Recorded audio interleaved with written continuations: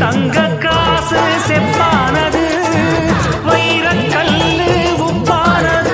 சோகமெதும் சுமையே இல்லை, சுகங்கள் கூட சுகமே இல்லை.